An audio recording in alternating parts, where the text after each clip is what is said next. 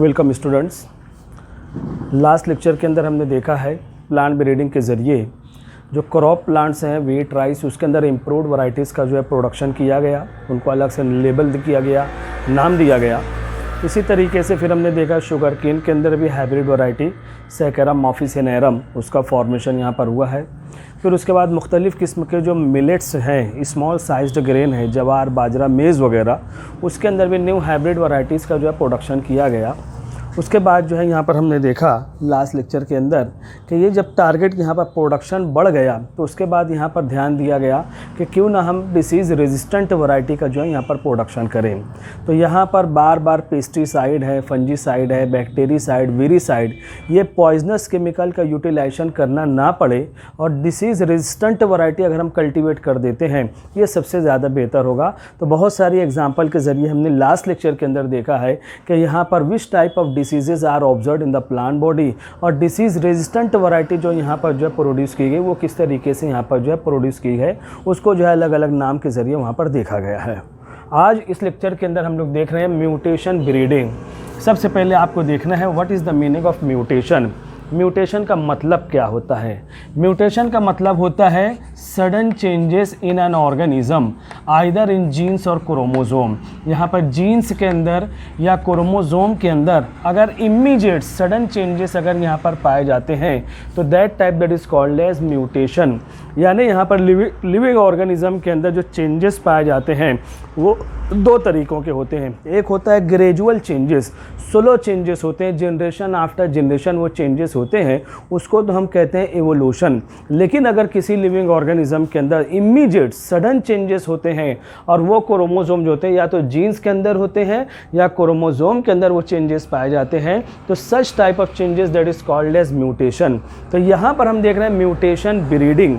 Mutation breeding यहाँ पर क्या होता है, यानी यहाँ पर as a result of mutation new varieties of plant body that can be cultivated. यानी हम यहाँ पर एनिमल बॉडी के अंदर जो हम चेंजेस देखते हैं, म्यूटेशन होता है, सडन चेंजेस होते हैं, that type of sudden changes we can observe in plants also. तो प्लांट्स के अंदर म्यूटेशन करके हम यहाँ पर उनके अंदर भी न्यू वैरायटीज़ का जो यहाँ पर प्रोडक्शन कर सकते हैं और यहाँ पर cultivation of new varieties by utilization of mutation, that process that is called as mutation breeding या म्यूटेशनल ब्रीडिंग कहा जाएगा।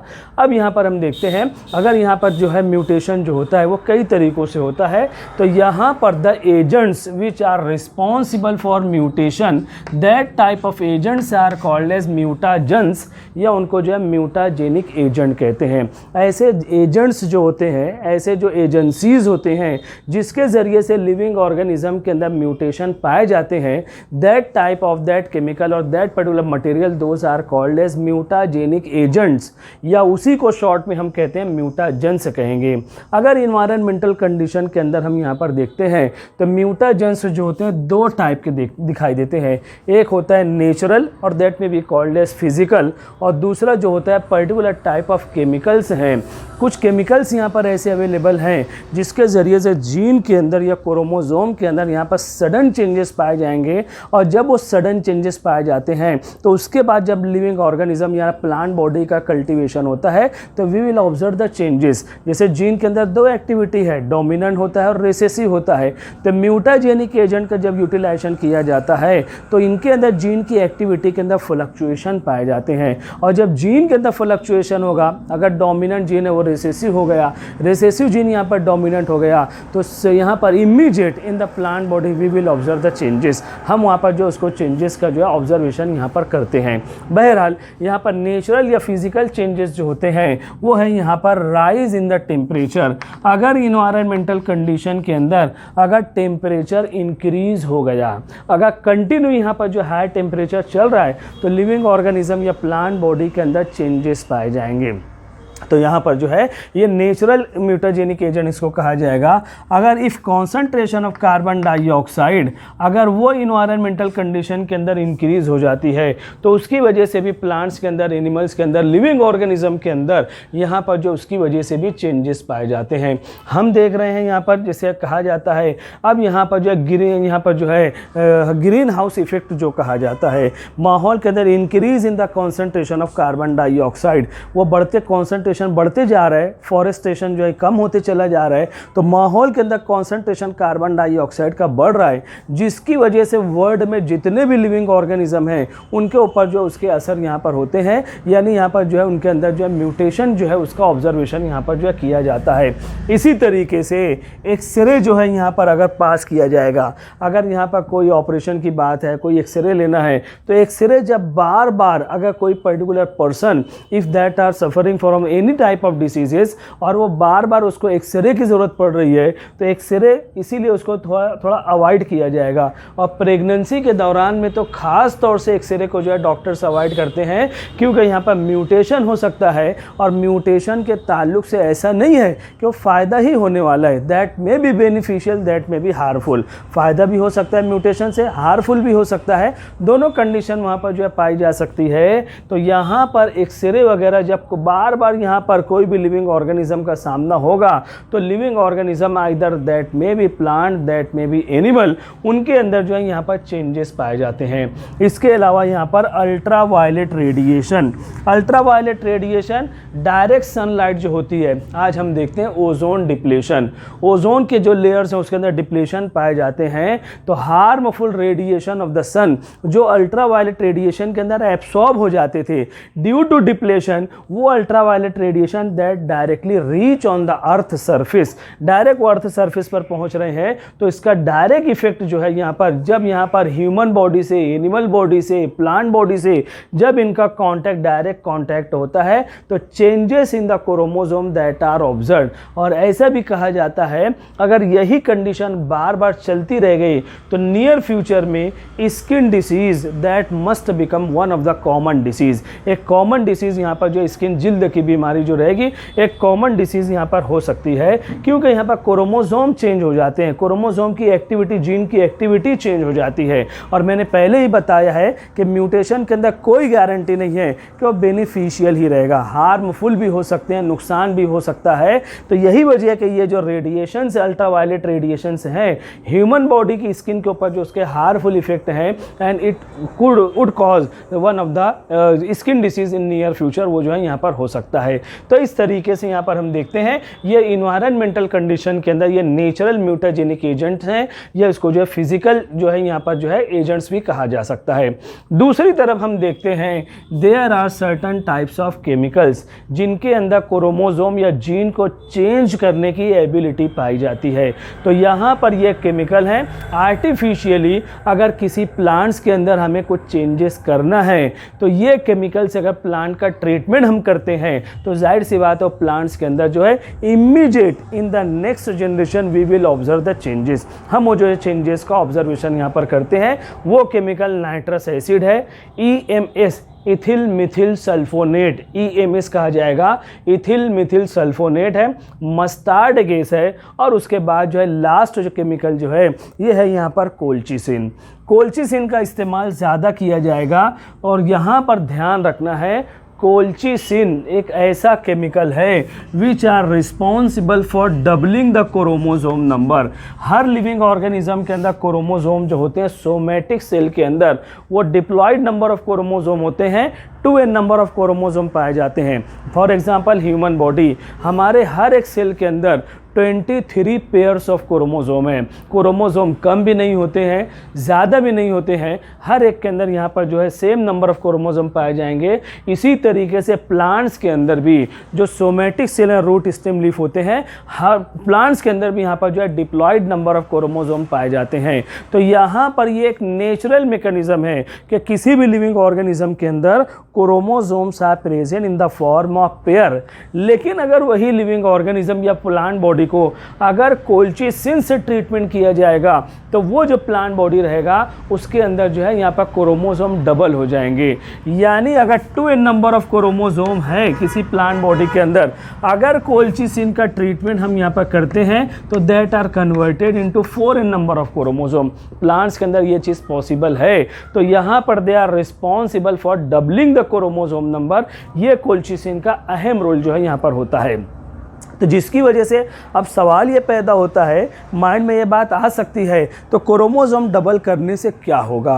तो प्लांट्स के अंदर ये ऑब्जर्व किया गया है, if chromosome number that are increasing, yielding capacity या productive ability of the plant body is also increasing. अगर यहाँ पर क्रोमोसोम नंबर बढ़ रहे हैं तो प्लांट बॉडी की यील्डिंग कैपेसिटी भी यहाँ पर जो है बढ़ जाती है, प्रोडक्टिविटी भी बढ़ जाती है। अगर वो फ्लावरिंग प्लांट है, number of the flower, size of the flower that are increasing. अगर वो फ्रूट प्रोड्यूसिंग प्लांट है, फल पैदा करने वाला है, तो यहाँ पर क्वांटिटी और इस तरीके से यहाँ पर जो रहेगा size of the fruit that are increasing.